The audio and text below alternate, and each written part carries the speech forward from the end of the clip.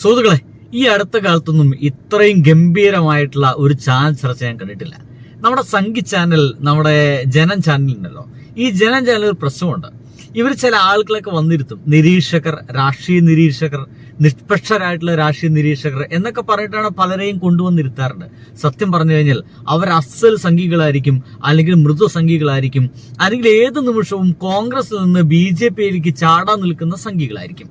ഇത്തരം ആളുകളെ കൊണ്ടുവരാം. അങ്ങനത്തെ ഒരാളെ കൊണ്ടുവന്നപ്പോൾ സഖാവായിട്ടുള്ള ഹഫീസ് എന്ന് പറയുന്ന CPMകാരൻ, LDFകാരൻ അത് വലിച്ചു കീറുന്ന അതിഗംഭീരമായ ചർച്ചയുണ്ട്. കാണണം, വിട്ടുകളയരുത്.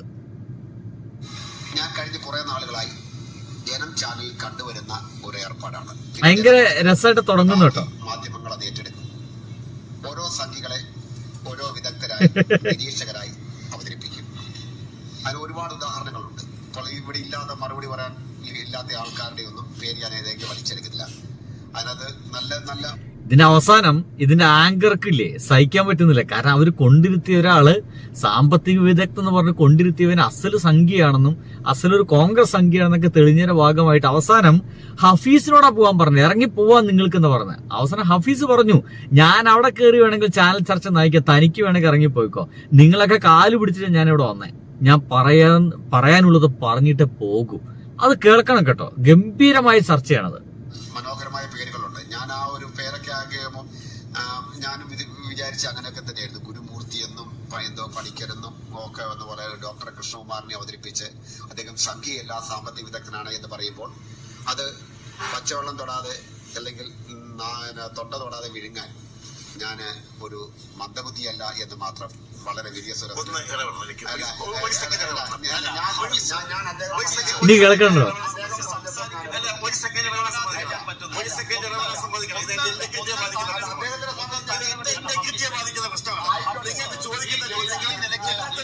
അയാൾക്ക് സംഖ്യ എന്ന് വെച്ചപ്പോ പൊള്ളി, ഗംഭീരായിട്ട് പൊള്ളി.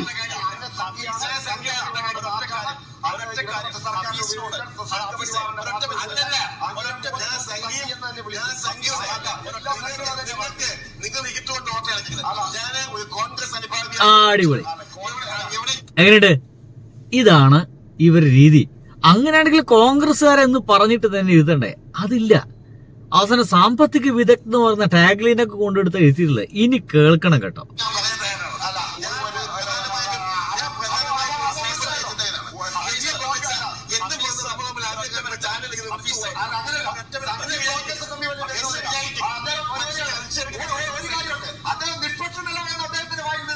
അതെ,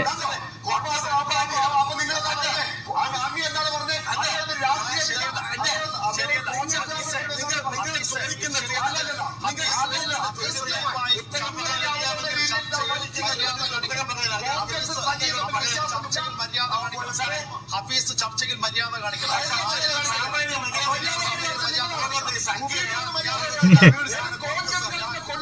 ഇവിടെ മര്യാദകേട് ശരിക്കും ആരാ കാണിച്ചേ? ആ ചാനലല്ലേ?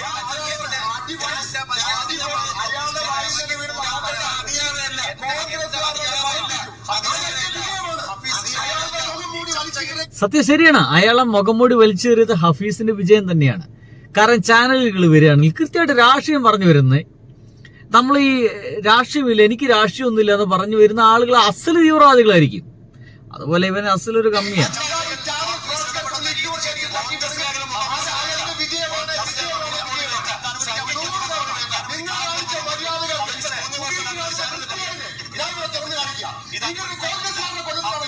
അതാണ് ഹഫീസിന് ഇറങ്ങിപ്പോവാന്ന് പറയുന്നത്.